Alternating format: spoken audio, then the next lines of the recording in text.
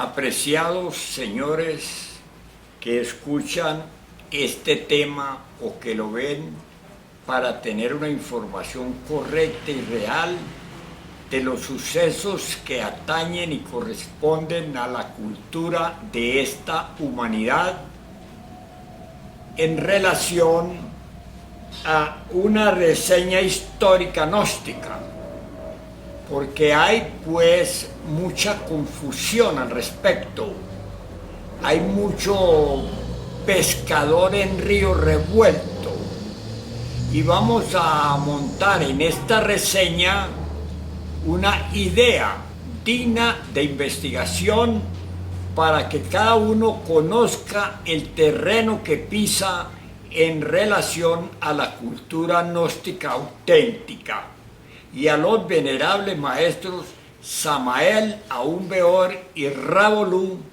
únicos exponentes del gnosticismo auténtico universal, como el avatar de la era y patriarca universal del gnosticismo, y como su coordinador internacional universal, el maestro Ra Bolu.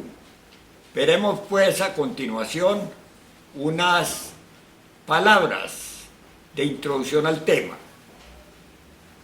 Aclaraciones enfáticas y puntuales sobre la doctrina gnóstica cristiana universal de nuestro avatar patriarca, maestro Samael Aún Weor. A raíz de las falsas y temerarias declaraciones que hace el director de la Escuela Gnóstica de Educación Continua, Jorge Eduardo Medina Barranco, autollamado Patriarca III, hijo de la Nagarica de Ciénaga, Julio Medina Vizcaíno, como se verá más adelante.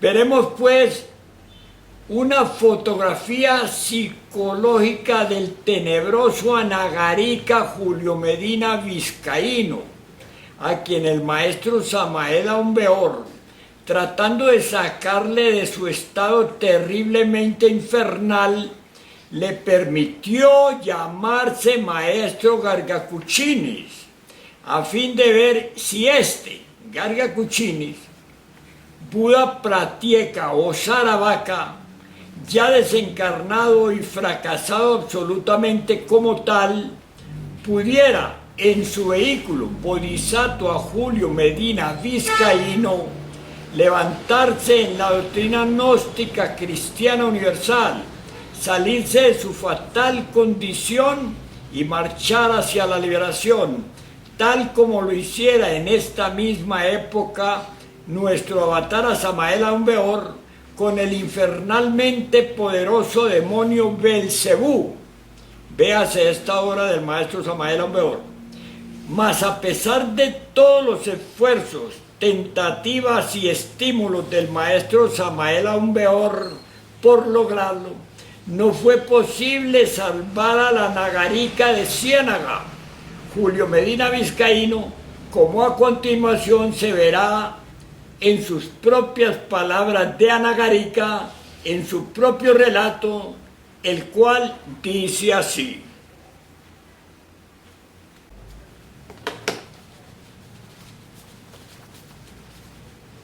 Por el año de 1950 ya aparecía el Anagarica como articulista de una revista llamada entonces Mediodía, y desde la cual produjo su primer naufragio en un vaso de agua.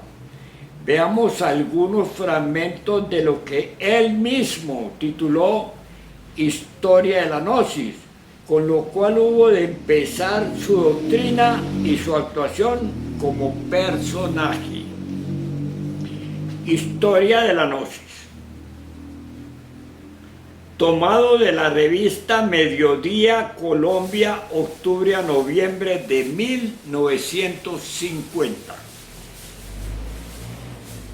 Julio Medina, autor del ensayo publicado en nuestra anterior entrega, Crítica a la postura de la humanidad. Ha recibido mucha correspondencia con motivo del libro de Aún Peor, prefaciado por él, y hoy publicamos una carta suya dirigida en respuesta a un hermano espiritualista de Colombia. Ciénaga, septiembre 14 de 1950. Señor don Marciano Sánchez, instructor titular de la Universidad Espiritual de Colombia, Cali. Dignísimo Señor, tengo en mi poder su estimable correspondencia de fecha 31 del pasado y a la cual tengo el gusto de referirme. Estimo que desde luego usted se dirige a mí con ánimo de inquirir sobre los motivos que he tenido para prologar y prefaciar una obra que da la sensación que fue escrita para combatir al profesor Omar Cherensilin, lo cual hace usted en forma franca y gallarda. No puedo menos que ser recíproco con el amigo y hermano espiritual de mí demanda una explicación. Hermano Sánchez, admiro la defensa que ante mí hace del profesor Omar Cherensilin. Lamento sí que esta defensa la establezca sobre la humana persona del profesor Cherensi, porque él encarna una enseñanza, un camino, una doctrina. Y estimo que aún peor, Víctor M. ataca esa la doctrina que enseña y difunde el profesor Cherensi, o lo que por boca de él expresa. Y yo hoy he llegado a la comprensión de que una doctrina se refuta es con doctrina. Yo no sigo a Víctor M. Yo estoy de acuerdo es con la doctrina que él promueve y divulga. Por mi parte estoy dispuesto a seguir oyéndolo y hasta admirarlo si ordinariamente puede probarme que ando en el error.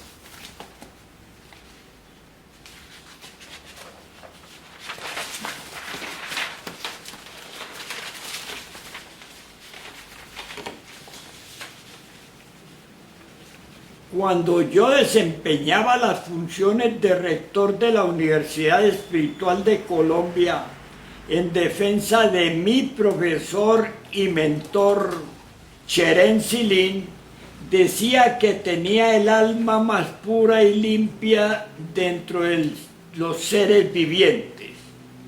Aún peor me formuló las siguientes preguntas.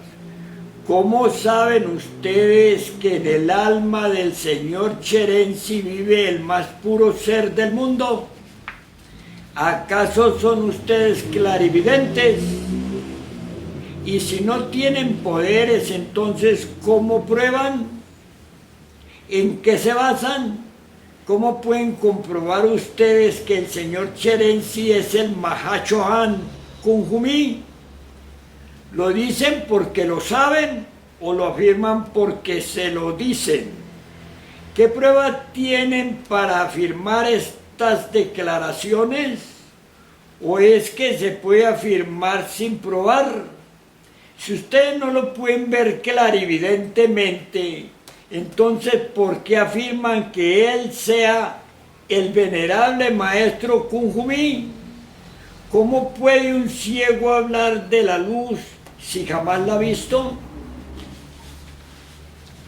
Cuando lo refutaba con peso, desbarataba mis apreciaciones y manifestaba: la sabiduría suya consiste en defender sistemáticamente tanto a un hombre como a su doctrina, pero realizaciones ninguna. Pureza, castidad, fe, amor, perdón, en fin, de los dones poco me habla de ellos. Se ve que no los ha enseñado a conocer. ¿En qué consiste pues la sabiduría de ustedes? ¿En saber que su maestro sabe mucho o en saber mucho de su maestro? Todas estas explicaciones me permito hacérselas porque son experiencias por las cuales pasé. Mientras estuve al frente de la rectoría de la universidad, tuve conversaciones y discusiones con Aún Weor, pero estimé siempre no aceptar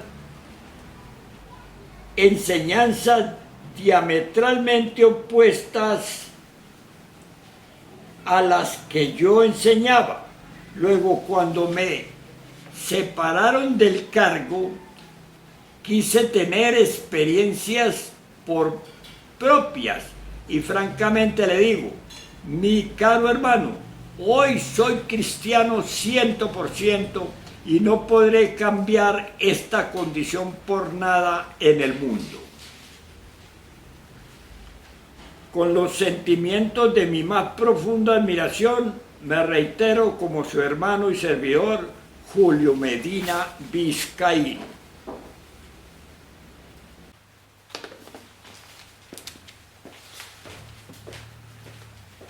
Salía pues nuestro personaje, el Anagarica, desde su mismo comienzo en defensa de su personalidad. Había que defender su honor, su dignidad, su postura. En ello se jugaban las dos doctrinas. Era, como se dice, el sujeto perfecto.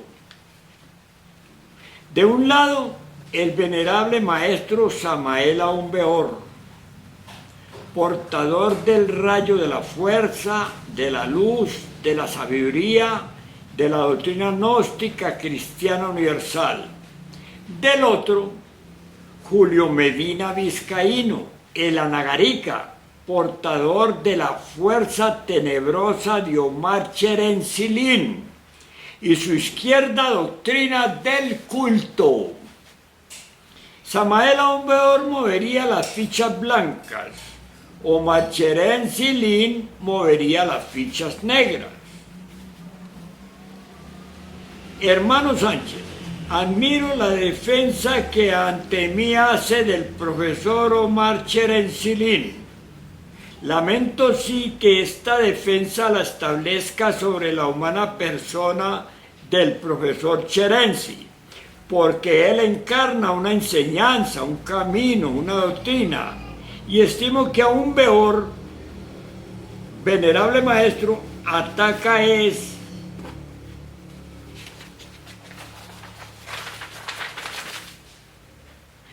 la doctrina que enseña y difunde el profesor Cherensi, o lo que por boca de él se expresa. Y yo hoy he llegado a la comprensión de que una doctrina se refuta es con doctrina. Yo no sigo al venerable maestro, yo estoy de acuerdo es con la doctrina que él promueve y divulga. Por mi parte estoy dispuesto a seguir y oyéndolo y hasta admirarlo, si doctrinariamente puede probarme que ando en el error. Luego decimos nosotros, y para bien de unos y para mal de otros, conforme a la ley y a pesar del pacto interno y solemne de compromiso entre los venerables maestros Samael Aún Weor y Garga Kuchinis, Julio Medina Vizcaíno, el Anagarica se quedó defendiendo doctrinariamente su personalidad en su doctrina del culto amoroso.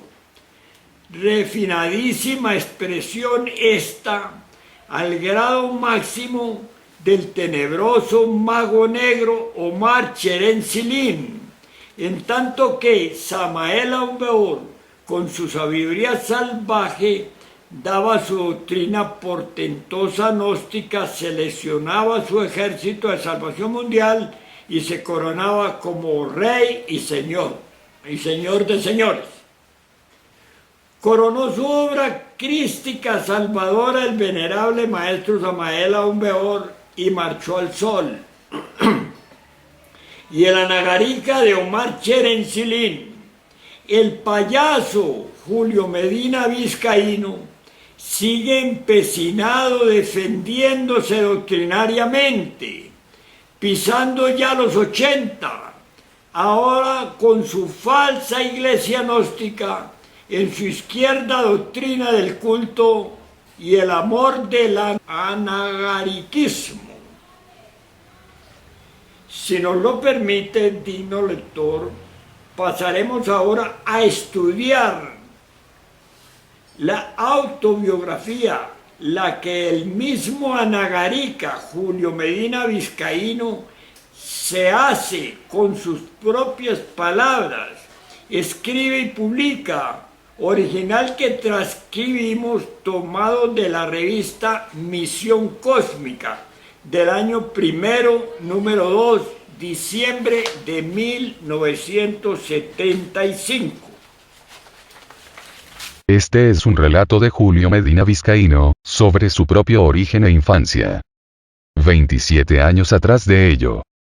Remontándonos allá desde nuestro nacimiento, me informaba mi madre cuando yo nací que cuando estaba encinta de mí, ella se encontraba todos los días en el patio de la casa, una moneda de 5 centavos, de esas que en la época se llamaban las casconas, porque era una moneda muy grande. Ella se engañaba porque creía que era una moneda vieja. La cogía y resultaba ser una piedrecita redonda, la tiraba por algún lado y siempre la encontraba.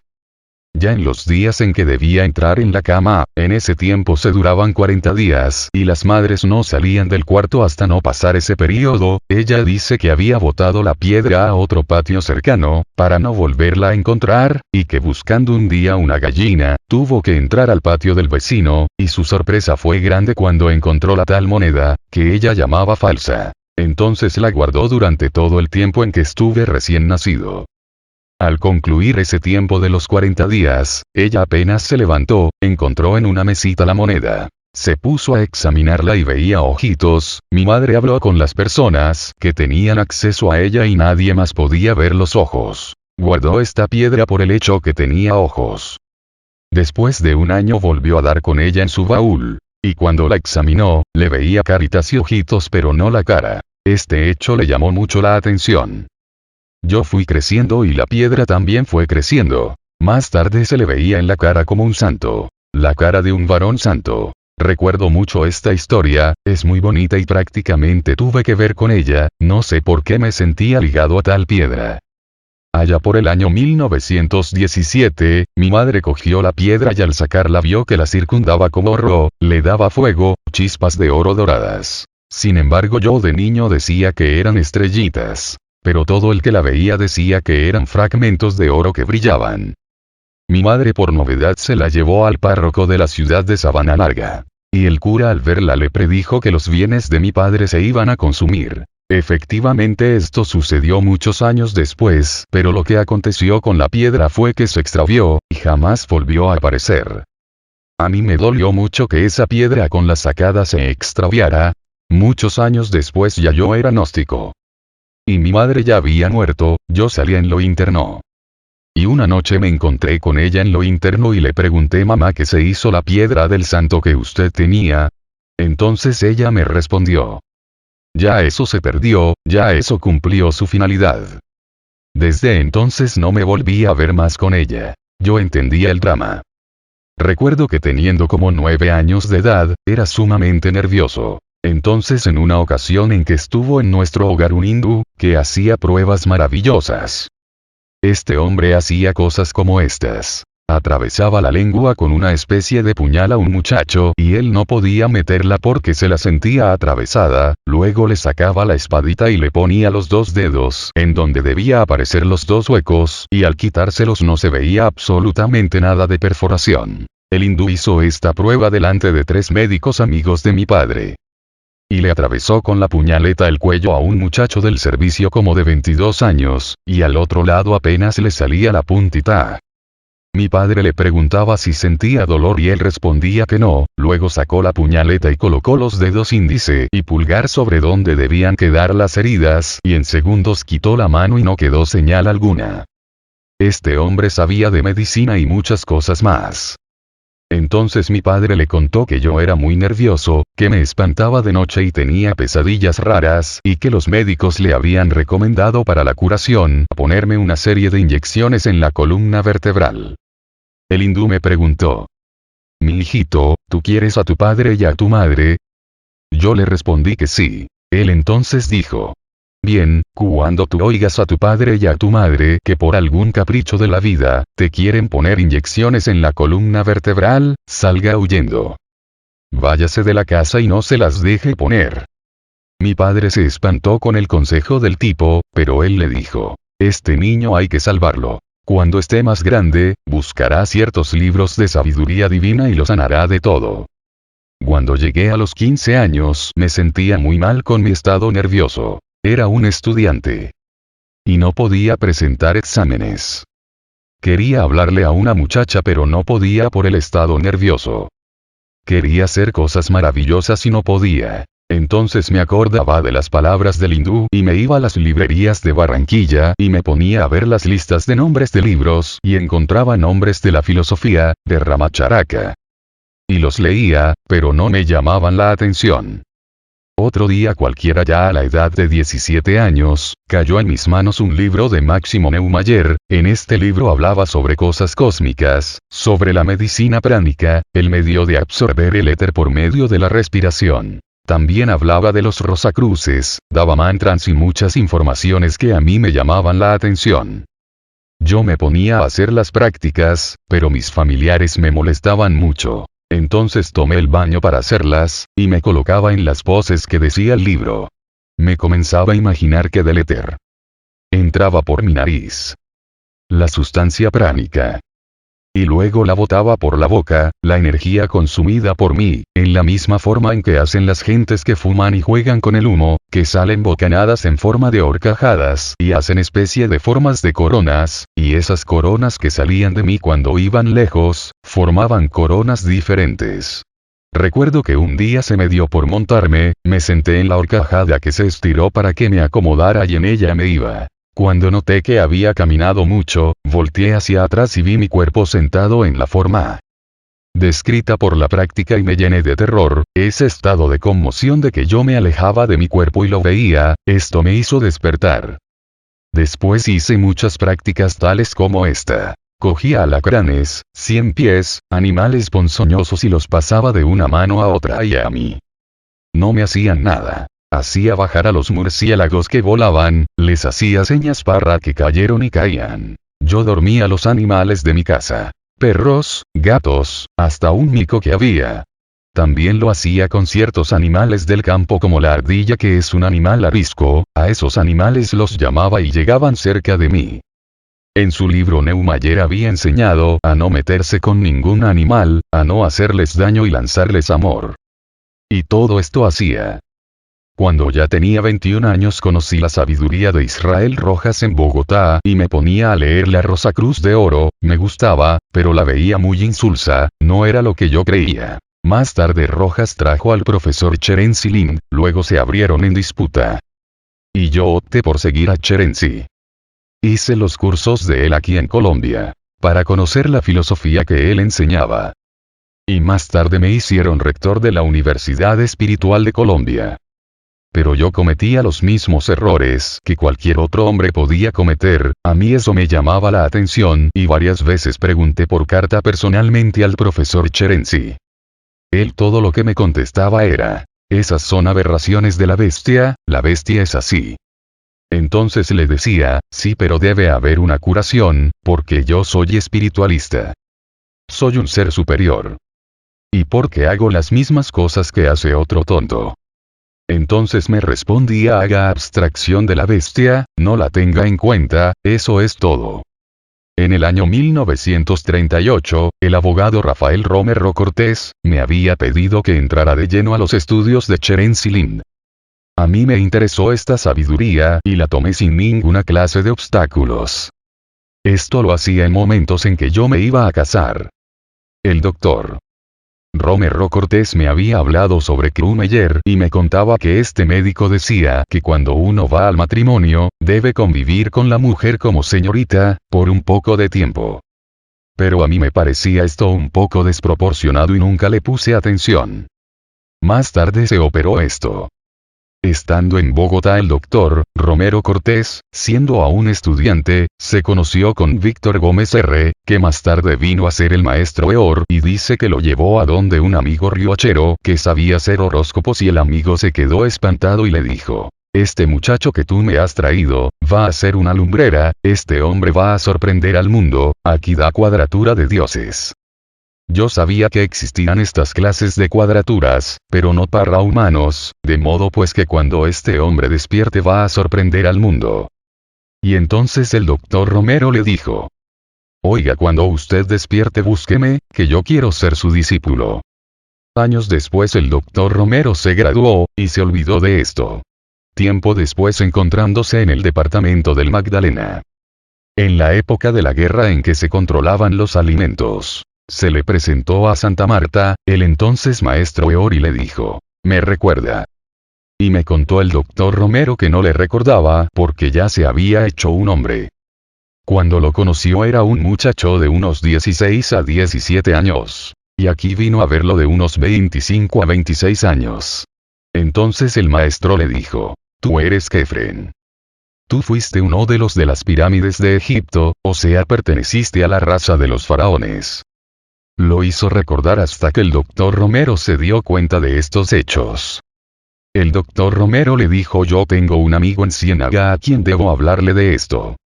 Ese amigo se llama Julio Medina Vizcaíno. El maestro le respondió: yo también vengo en pos de él.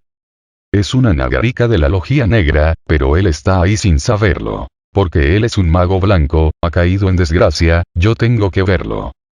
El doctor Romero se lo describió y cuadraba mi fisonomía con la que daba el maestro Eor. Me lo presentaron, conocí y combatí al maestro Eor, pero veía que su fuerza era mucho más poderosa porque tenía conocimientos gigantescos. Un día me invitaron para que fuera a Santa Marta y recuerdo que al llegar a la casa del maestro, sin decir nada llamó a su esposa. Y le dijo: negra, negra, venga acá, y la negra salió. Entonces le dijo: ¿quién es ese hombre que está aquí? Ella contestó: yo no lo conozco, pero el maestro insistió: fíjese bien en la cara de él, que usted sí lo conoce. Ella me miraba y se reía y el maestro le dijo: diga. Diga.